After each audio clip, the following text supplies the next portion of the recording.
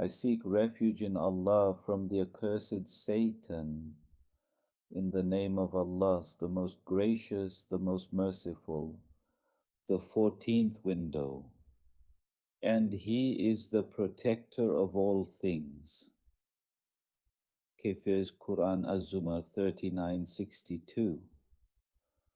According to the secrets of this verse, everything in all of its things and in every one of its affairs is in need of a single majestic creator. Everything in all of its things and in every one of its affairs is in need of a single majestic creator. What is he trying to say? Everything in all of its things and in every one of its affairs is in need of a single majestic creator. For instance, right now we are seeing. Do we need the help of God Almighty to see? Right? We are hearing. Are we hearing by ourselves? God Almighty is making us hear. We are walking. Are we walking by ourselves? Is it us or is it Allah who is making us walk? Which is correct? Are we not walking by ourselves? We want to walk and we walk. We only want it. That is because God Almighty creates it. The instant we want it, we think we are doing it ourselves. For instance, if after we wanted to walk, Allah were to wait a bit, and we struggled to walk but couldn't, and then we walked, we would say, it means we are not the ones walking. We only want it. Allah is the one making us walk. But because the power of God Almighty manifests the instant we want it, we think we are walking ourselves. Sometimes it happens. He gives up. He gives something, for instance. Go on. He says, walk. Go on. He says, remember. Right? Go on. He says, and see. I can't see. I wake up in the morning and sometimes I can't see.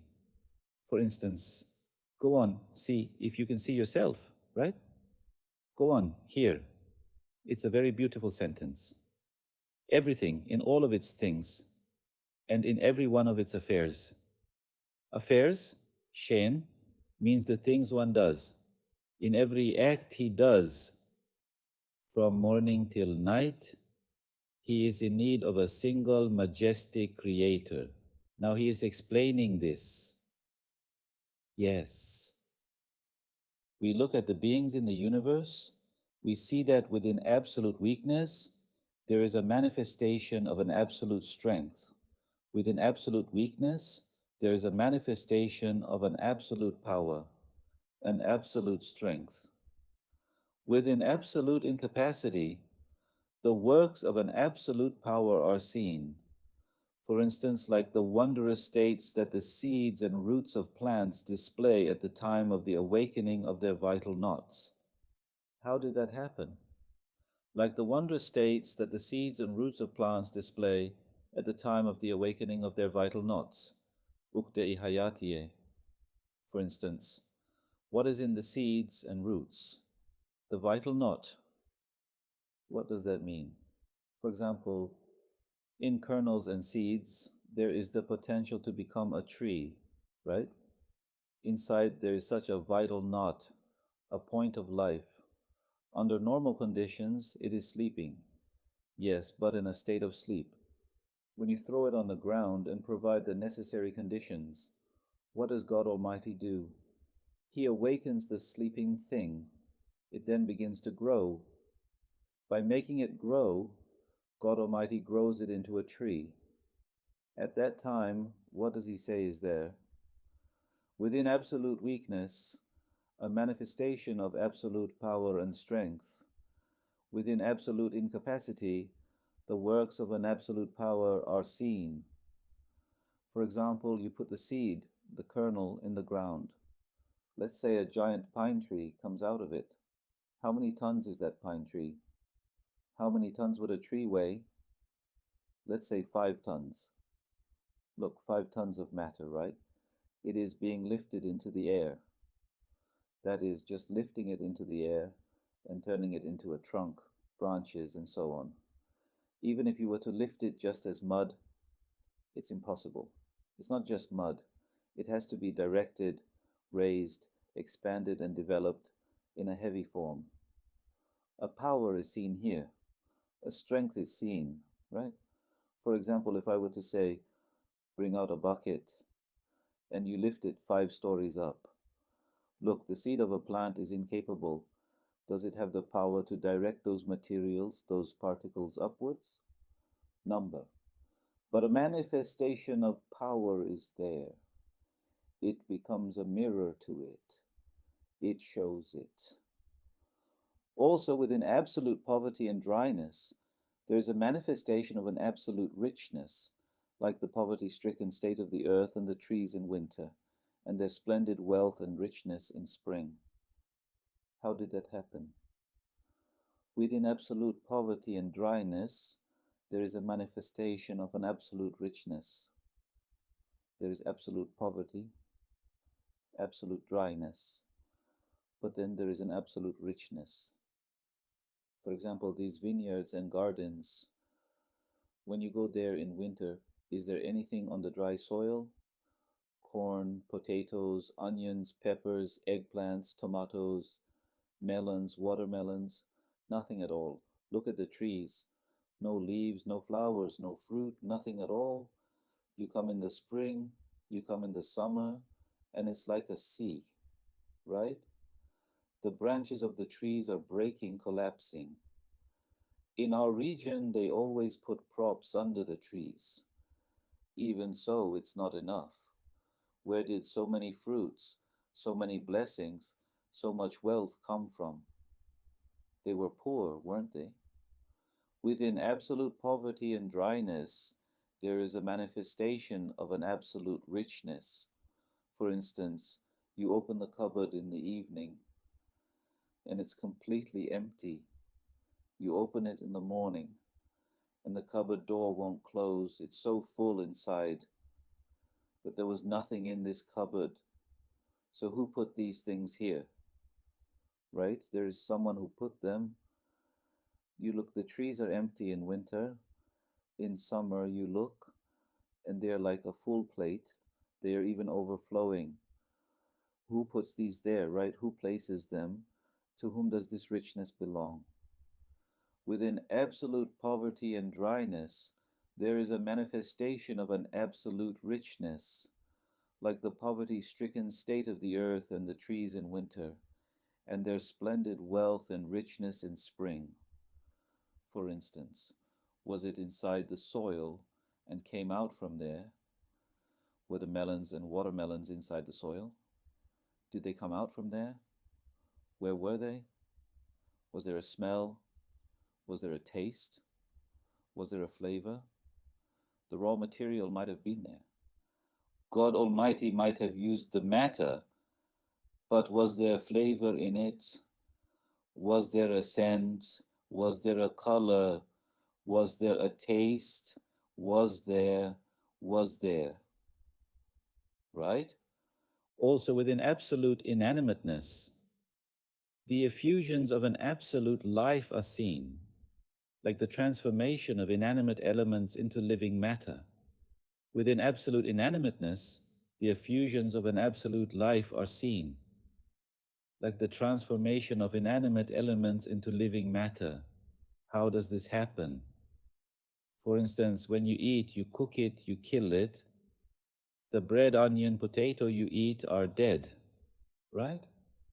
But you eat it, and when it enters your body, it settles in your body and becomes alive. Or when an animal or a human is being created, for instance, in the end, a living substance is created from those lifeless substances. While lifeless, it becomes alive. Within absolute inanimateness, the effusions of an absolute life are seen, like the transformation of inanimate elements into living matter. Also within an absolute ignorance, the manifestation of a pervasive consciousness is seen. Within an absolute ignorance, the manifestation of a pervasive consciousness is seen, like the fact that all things, from particles to stars, Move in a way that is in accordance with the order of the universe, the well-being of life, and the requirements of wisdom and their conscious-like states. For instance, I heard about this thing called the balance mechanism.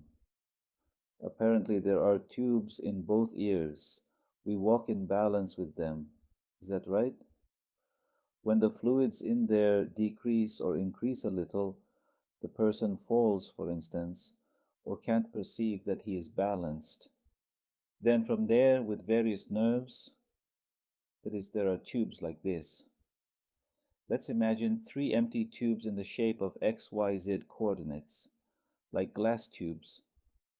Inside them, there are nerve endings, and inside that there are pebbles, and inside that there is water. When you move like this, those pebbles shift to one side. They touch the nerves there. A message goes to the brain from one side. You understand how much you have tilted from there. Now, how could such a mechanism, such a balance element, come to be inside that ear? Its tubes, its nervous system, its pebbles, the communication to the brain, and whatnot. Isn't consciousness visible here? Isn't it a work of consciousness? Do the particles, the atoms there, have consciousness? Look, while being unconscious, mindless, they act as if they are intelligent, as if they are conscious. Could such a thing be? For instance, you put a pencil down, and it comes and writes 5 times 5 equals 25. Can the pencil know that 5 times 5 is 25? It cannot, but it writes, it knows. This means it has no consciousness. Then the one who directs it is conscious, right? Let's see. It's not just this. Everything is like that, from top to bottom. Like the fact that all things, from particles to stars, in their movements, in the movement of everything, what is there? Move in a way that is in accordance with the order of the universe and the well-being of life and the requirements of wisdom and their conscious-like states. What does the requirements of wisdom, metalib-i hikmet, mean? Teacher? It means as wisdom requires. Everything takes a shape, moves as wisdom requires. What does that mean? Does wisdom require something? For instance, when something is being created, coming into existence, however it needs to be wise, it becomes in that shape. Why? It means a wise being is making it so, right? When it is in this way, it will be wise, purposeful, and upright. You look, and it is so. Can mindless, unconscious things think and do that? They cannot. Move in a way that is in accordance with the requirements of wisdom and their conscious-like states. In fact, one of the greatest proofs is this proof from wisdom. Because to do something with wisdom depends on seeing all of its possibilities, knowing the wisest among the possibilities, and seeing it. That happens with consciousness. One without consciousness does not know that, right? Thus, this power within incapacity, this strength within weakness, this wealth and richness within poverty, this life and consciousness within inanimateness and ignorance, self-evidently and by necessity, open windows from all directions to the necessary existence and oneness of a being who is all-powerful, all-strong, all-rich, all-knowing, and ever-living, and self-subsisting. With their collective state, they show a luminous highway on a grand scale. Thus, O heedless one who has fallen into the swamp of nature, if you abandon nature and do not recognize the divine power, you would have to accept that every single thing, even every single particle, possesses a limitless strength and power. an infinite wisdom and skill, and perhaps an authority to see, know, and manage most things.